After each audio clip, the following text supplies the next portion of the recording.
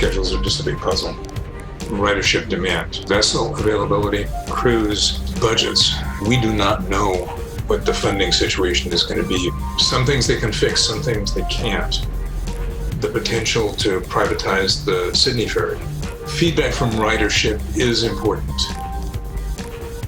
Welcome, Jim. It's nice to have you. Why don't you give us an update? Great. Well, thank you, Heather. And pleasure to be here and try to explain the current situation with ferries.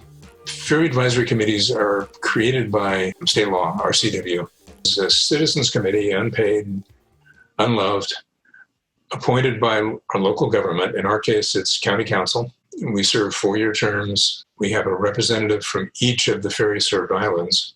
Additionally, we have a representative for commercial users, and we have a dedicated representative for the tourist businesses. And then recused has been the representative for county council. So that's 7 of us total. Ferries has talked at some of the public meetings and in the press about the 4 pillars of being able to provide additional service. Those are basically metrics or measures of number 1, ridership demand. There's no point in adding service if the riders are not there. Number 2 is vessel availability. One of the things that happened when the governor put restrictions in place was the maintenance yards were also shut down. We're past that. Vessels are becoming more available. They're getting caught up on annual inspections. The vessels right now are not the limitation. Ferries is continuing to struggle with staffing issues, both on the boat and the terminals and with management. The boats have been very short on crews, and we've experienced that up here. I think June 20th will stick in all of our minds as the day that the Samish went down for the afternoon, and probably 200 to 250 reservation holders on a Friday afternoon weren't able to get on a boat to come to the islands because the boat wasn't running. They had to be turned away. And that's something you don't ever want to do with the transportation system, is take somebody that you're guaranteed space to and not be able to accommodate them at all. And on a Friday afternoon, put them in a position of having to find hotel rooms in Anacortes or nearby. And that was simply just not enough crew. And the last item is budgets. Because ferries is running reduced schedules on most of the routes, they're okay for this fiscal year budget. But we're coming up on legislative session in January for the next biennium.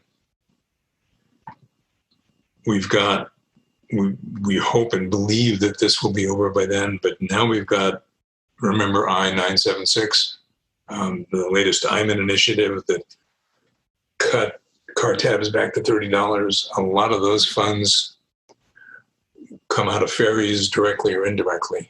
Ferries is part of DOT. When DOT loses funding, they've got to rearrange things. So we do not know what the funding situation is going to be for next year and the following years. They're okay for now, but we're very concerned about what the legislature will be able to do to restore some of the funding. And there's obviously some likelihood that Ivan's initiative 976 will be found unconstitutional. Nobody knows yet. And last time this happened with 695, 20 years ago, the legislature put the cuts in place in spite of it being overturned because they took it as the voice of the voter. And it makes sense, but that's when a lot of the ferry trouble started, because the previous car tab fees supported the Capitol building program. As we get toward the legislative session, I think staying in touch with our state representatives and senator will be really important.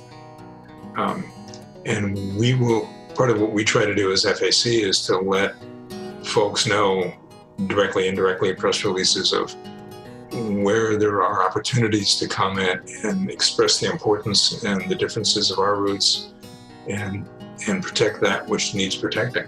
One of the things that came up last session was the potential to privatize the Sidney ferry. Right now it's part of Washington State Ferries. If that got privatized, it couldn't use Washington State ferry docks anymore. The boats wouldn't be compatible, and there's legislative legal issues. So it might not even go from Anacortes. It might wind up going from, Bellingham or somewhere like that to Sidney. If we wanted to go, we'd have to drive elsewhere to go pick up the boat, just to go 2 miles that way. So that was discussed last session. They did fund a study, which they're doing now, and it will become an issue again. So that's something that is important to us, both for the Sidney service as well as our share of that boat. If you don't run to Sidney, does the boat stay or does the boat go away? If the boat goes away, then we lose a big chunk of our spring and fall service. Feedback from ridership is important. They need feedback on what is not working that needs to work and what the biggest issues are, because they've got some things they can fix, some things they can't. One of our biggest concerns that we believe is fixable is the reservation arrival window. It's going to take resource on Ferry's part. Unfortunately, the reservation software system is not very flexible. It was designed around a specification that assumed that the schedules would be constant for 3 months at a time. The 3-tier release causes them difficulty, although we believe it's essential to our being able to travel as islanders, as well as being able to accommodate those who can plan. And specific suggestions on how it can be made better and where the communication needs to be better, I think would really help. You can talk to us. We're happy to pass on comments. fac@sanjuanco.com is the FAC address. Also, I encourage folks to communicate directly with ferries. And I think it's more powerful if we, FAC, and the public all sort of point in the same direction. Thank you, Jim. Thank you, Heather. It's a pleasure to be here, and we like sharing stuff and getting people involved.